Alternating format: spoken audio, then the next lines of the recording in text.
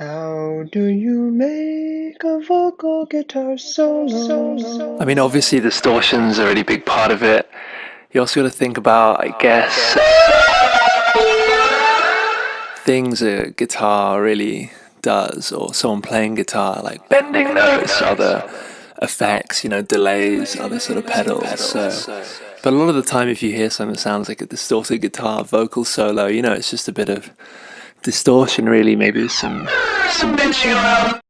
Hi, AG. Thanks for doing this Q&A and the Apple Good stuff in general. It's been very fascinating to watch and participate in.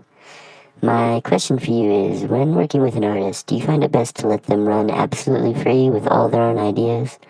Or do you try to coach their creative process or try to get them to go in a certain creative direction that would suit the track best? I think it's a good question, but also, it comes with the assumption that there's a sort of artist versus producer relationship, and I think there's a bit of that, but it's really a two-way street. I mean, I'm very influenced by what the artist or vocalist wants to do. Sometimes I'm briefly the vocalist in a session, and they get very involved in production, and I think it's really about influencing each other and trying to get to know someone so you can be very open-minded and open to the sort of mutual collective influence. Hi AG, I was wondering if you had any tips for chopping up vocals. They've always been one of my favorite parts of your productions, and I was wondering if you could give me any insight into how you go about creating them. Yeah, for sure. I mean, chopped vocals, vocal chops, they're sort of one of my favorite elements in any track. And I think the main thing that's kept me going with chopped vocals is really to not get too tied down to one technique. You could sort of manually cut and paste them. You can sort of create gaps. You can load them into a sampler, to different samplers. You can sort of involve some automation in a way. So you can get something that sounds a bit chopped in one way and then could be chopped in another way. Hey AG, a lot of people say that acquiring perfect pitch is impossible. However, I was wondering, with your experience working with a lot of vocalists, do you know of anybody who was able to acquire perfect pitch versus being born with it? I mean, all the people I know who have it, I think, were born with it, and it's only really a handful of people. And there's other people who are extremely musical, very good relative pitch, and I think that can be learned and sort of gained from just exposure to music, really. I mean, even in my own development, I think I can remember a time when I wasn't so confident with chord changes and what was going on, and I learned a few theoretical things about it, but I think I really just gained the most from working on a computer and writing a lot of chords in MIDI and actually thinking about it, and then listening to other music and seeing how that related, and just actually being interested in engaging with things. I think gave me a lot. Even though it would be handy to have perfect pitch, I'm sort of very content without it, and almost happy to have sort of had to fight for my way in a little bit. Where do you see PC music in the future as a record label and artistically? I don't try and plan the future in too much detail. I mean, in my mind, the way that PC music keeps moving forward is to do with, not always just using the same tools, and not necessarily, basing the label in a sort of sound world, but more of an attitude or an approach to PC music or personal computer music. So I'm always, finding different collaborators and artists who have their own voice within that sort of very broad category. And, I'm really drawn to things that are surprising, rather than, I guess, things that are just purely crafted around maybe the things that PC music is known for. And I think as long as me and the people around me, we all try and keep that attitude, I sort of enjoy the future being quite unpredictable in that sense. Hi, AG.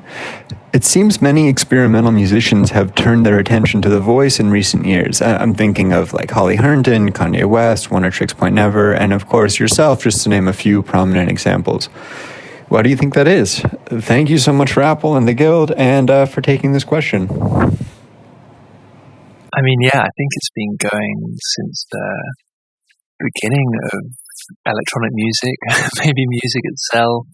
I mean, we just hear the voice as human beings in a completely different way, and it always sort of dominates, almost from an evolutionary perspective. But I'm a big fan of the early electronic music experiments going on at Bell Labs, Max Matthews and other people.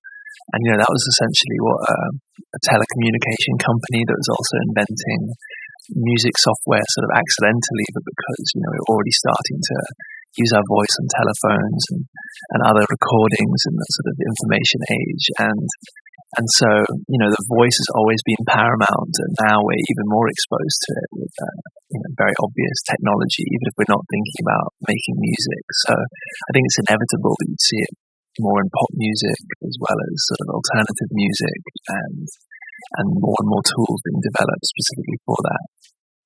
Hi, AG. I was wondering if you could explain why you chose to end 7G on the extreme vocals disc and the disc ordering in general. Thanks. I mean, the order of the 7G tracks became very intuitive, and I was already starting to see them as quite individual projects, having beginnings and endings, almost like mini EPs, while also sort of trying to think of their macro form. And I don't know, extreme vocals felt like it would just be delivering a lot of really coherent tracks, the kind of bangers that people might want. From me in general, so that sort of felt right to say for the end. Maybe the most important instrument and a category that I've sort of championed, so it's also quite a nice note to end on. Hey AG, I wanted to ask about the recording process behind Airhead and the background of that track. It's such a high energy and complex song, and I'd love to hear about its origins.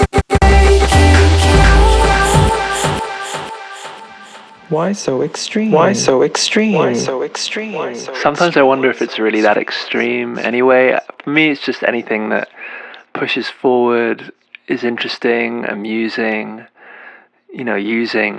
using vocals for all they can be. Hi, so my question relates to the term extreme vocals, and one way that you might interpret the term extreme in relation to vocals is in the extreme exposure we all have on a daily basis to speaking and hearing each other speak, and the emotional experiences we have with the voice as such a versatile instrument to carry emotion.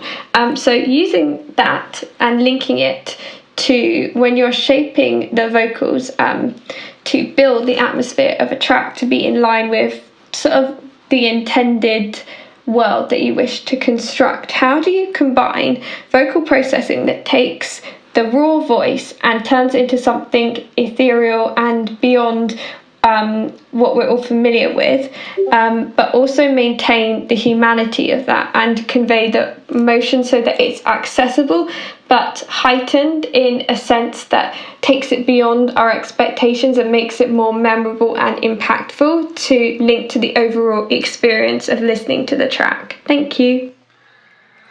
Wow, yeah, a lot to unpack in your question, but I agree with a lot of the observations there, that there's a sort of emotional quality and maybe an overexposure, and the voice is a kind of way of transcending that or creating something kind of ethereal.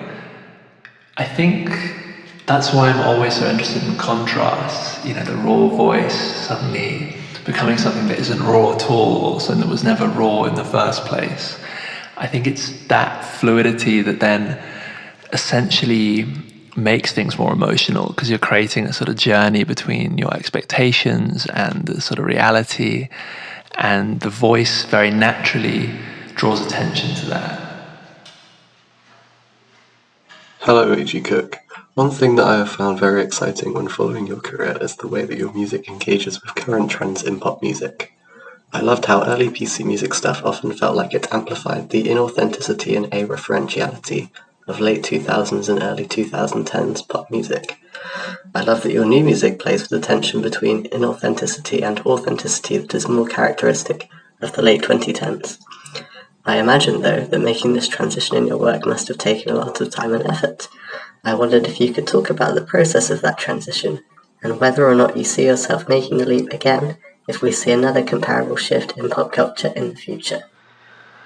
That's interesting. I mean, I see it in a very different way, even though I agree with the sort of general categorization of different eras of pop music. But I don't know if it took any time or effort. I don't really feel like I put conscious effort into transitioning the sound as much as just consuming things, thinking about things, finding myself evolve, and sort of acknowledging that, you know, pop music is a continuum, and you have the seeds for the late 2010 stuff and the early 2000s and so on, and just even going back to the 80s, and the 60s, 70s, it's just a continuous narrative.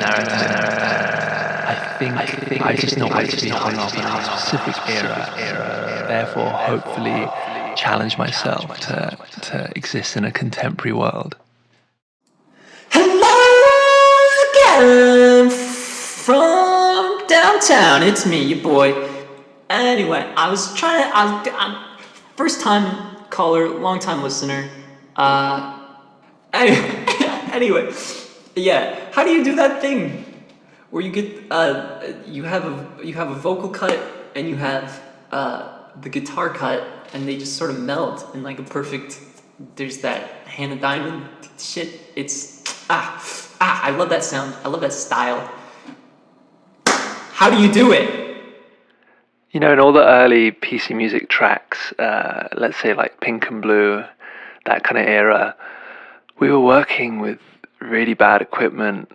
I didn't really know what I was doing. I was always more into editing something than engineering something correctly, you know. So there might be traffic sounds or things going on in between Hannah's takes, and I just really enjoy forensically editing it to sound clean and to kind of work with the track and sort of do whatever was necessary to get it as slick as possible, even though in retrospect it still was kind of DIY. And, you know, as I've evolved over the last, 7 years, right, I've just found more and more ways to do those things, but that ethos hasn't really escaped me. I'm still quite fast and loose with engineering and recording and things like that, and really interested in different ways to process things together for the vocals to slot into the instrumental, or to just edit the instrumental around the vocal entirely, and not worry about those problems in a traditional way. And then, gradually over the last few years working with a mixer, Jeff Swan, on quite a lot of stuff. I mean, I mixed 7G myself and a few other things, but then I mixed Apple with him already at his place, working very closely together, and then he's mixed all the Charlie stuff and a lot of things. So then with Jeff, we'll kind of explore a whole bunch of other ways, and he has his own tricks to do with vocal line and things like that. So it's been a sort of challenge for me that I've still enjoyed being a challenge, but then I've just, had so many different options and so many different experiences, generally being pragmatic about what to use for it. Hey AG, I was just wondering what makes you revisit old songs or sample them, like in Idol or Dostoevsky. Is it because they're written too well to only use once, or is it for the cultural inertia behind them?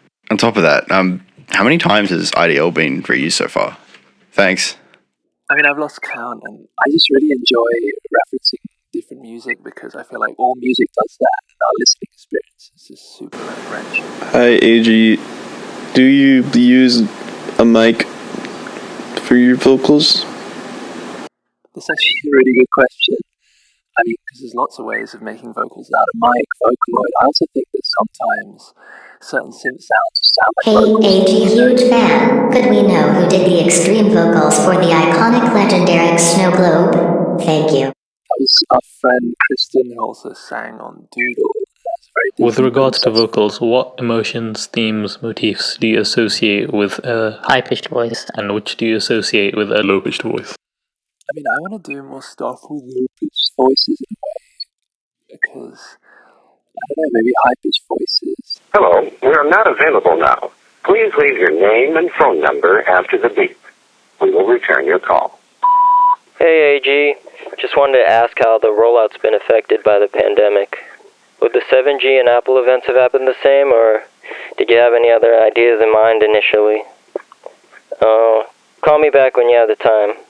I mean, we would have done a few IRL things, but in my mind, Apple was always going to have a lot of virtual elements, a lot of online elements. I don't love touring, I love being in the studio, and I think, there's so many interesting things that can be done virtually. Obviously, COVID and lockdown sort of gave us all a bit more confidence to try things out like that for necessity, but I always felt, that's sort of why we kind of kept most of the release dates intact, even though COVID and lockdown were happening, because it was sort of reflective of what Apple was.